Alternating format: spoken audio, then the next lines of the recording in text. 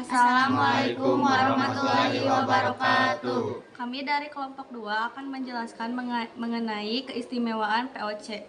Apa itu hak oktroy VOC? Singkatnya, hak oktroy VOC adalah hak eksklusif yang diberikan oleh Kerajaan Belanda untuk mengeksploitasikan maupun menjual produk. Siapapun yang memilih hak ini dapat memonopoli teknologi serta komoditas tertentu.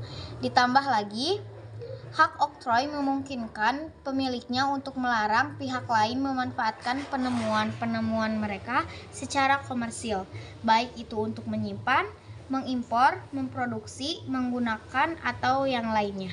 Kata oktroy sendiri diambil dari bahasa Latin auctorare yang berarti otorisasi. Jadi secara terminologi, hak oktroy bisa diartikan sebagai otorisasi yang diserahkan oleh pihak yang berwenang kepada pihak lainnya. Dalam konteks VOC, hak oktroy membuat mereka memiliki kekuasaan dan wewenang untuk menjalankan usaha seperti sebuah negara. Tidak hanya itu, mereka juga mengurus perizinan perusahaan dagang lain di Indonesia. Dengan kata lain, mereka bisa secara bebas menentukan siapa pihak yang boleh berdagang di Indonesia. Kemampuan istimewa ini secara otomatis melancarkan jalan VOC untuk melakukan monopoli perdagangan di mana saja tempat mereka berada. Salah satunya di Indonesia. Mengapa Belanda memberikan hak istimewa kepada VOC? Karena mereka tidak ingin kalah dalam persaingan mencari wilayah atau koloni baru serta mencari kekayaan dengan bangsa lain seperti Portugal dan Spanyol.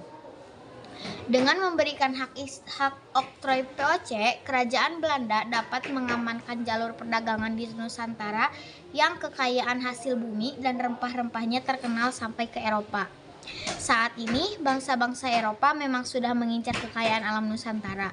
Mereka datang ke negara ini untuk berdagang.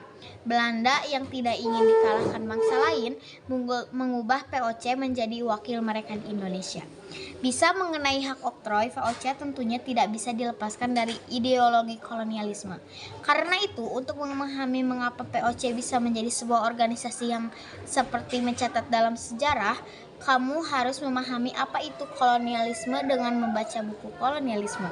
Isi hak oktroy VOC. Pada awalnya, VOC hanya memiliki kewenangan dalam urusan perdagangan Belanda di Indonesia. Namun seiring berjalannya waktu, mereka mendapatkan wewenang istimewa untuk menjalankan kekuasaan melalui hak oktroy. Hak oktroy ini memungkinkan VOC untuk 1. Mewakili pemerintah Belanda di Asia secara sah. 2. Memonopoli perdagangan rempah-rempah di wilayah India Timur. 3. Mencetak dan mengedarkan mata uang mereka sendiri yang dikenal dengan mata uang VOC. 4. Melakukan perjanjian dengan negara dan kerajaan-kerajaan lain.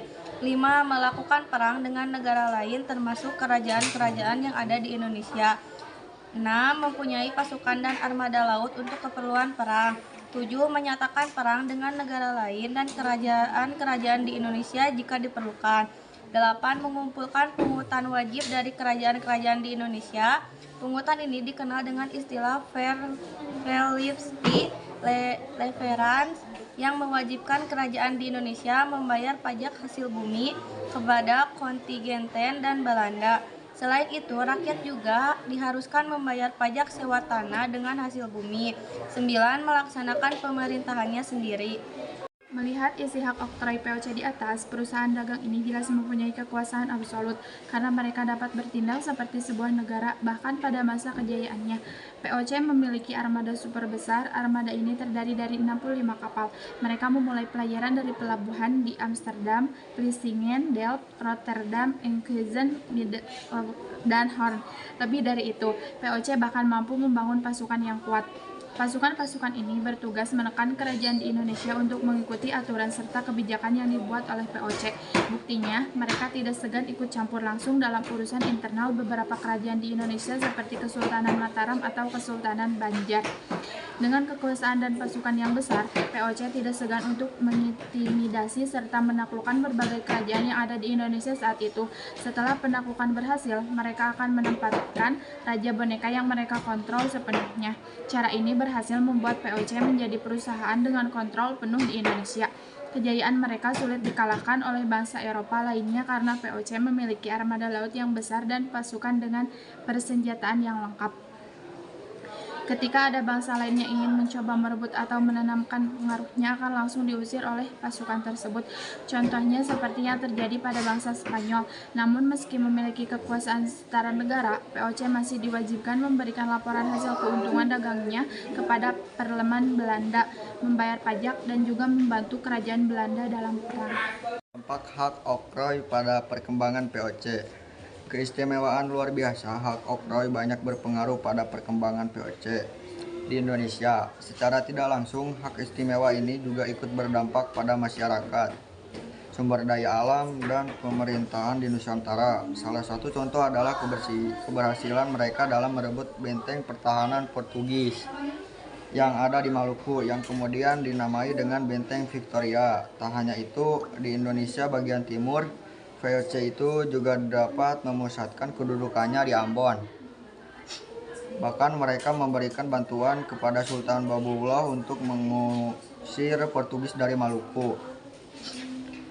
Tentu saja mereka tidak memberikan bantuan secara gratis, sebab kepergian Portugis akan memuluskan jalan mereka dalam menerapkan monopoli perdagangan di Maluku. Mereka bahkan berani menerapkan beberapa kebijakan yang merugikan masyarakat Maluku demi merealisasikan niat tersebut. Kebijakan tersebut diantaranya adalah pelayaran hongi atau hongitosen. Ini adalah pelayaran pantai yang dilakukan oleh VOC serta angkatan perang mereka dalam rangka mengawasi para pedagang Maluku supaya mereka tidak menjual rempah-rempah kepada pedagang lain. Siapapun yang melanggar ketentuan ini akan mendapatkan hukuman yang berat. Ekstirpasi atau pengontrolan produksi rempah-rempah milik penduduk Maluku dengan cara menebang tanaman rempah-rempah mereka.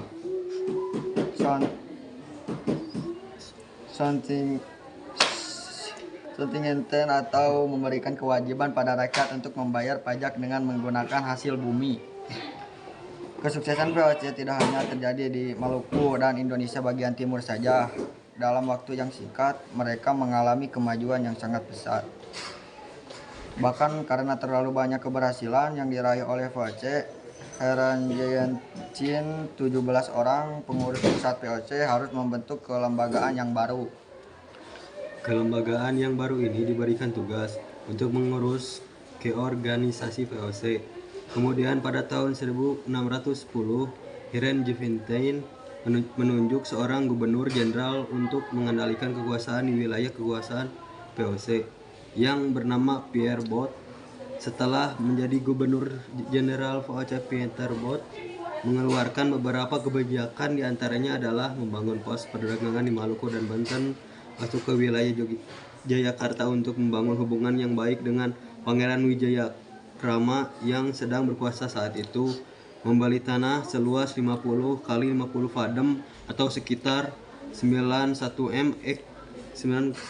m kali 91 m di Jayakarta yang menjadi cikal bakal kota Batavia nantinya melakukan perjanjian serta berusaha mempengaruhi penguasa di Maluku. Selain mengangkat gubernur jenderal, Heran Jevintain juga membentuk sebuah dewan yang bernama Road van Indie, Dewan Hindia. Dewan ini bertugas untuk memberikan masukan dan saran kepada gubernur jenderal serta mengawasi gubernur jenderal dalam menjalankan kekuasaannya. Tak cukup sampai di situ saja, VOC juga memanfaatkan konflik-konflik yang berlangsung di antara pribumi. Biasanya mereka akan membantu penguasa setempat yang meminta bantuan.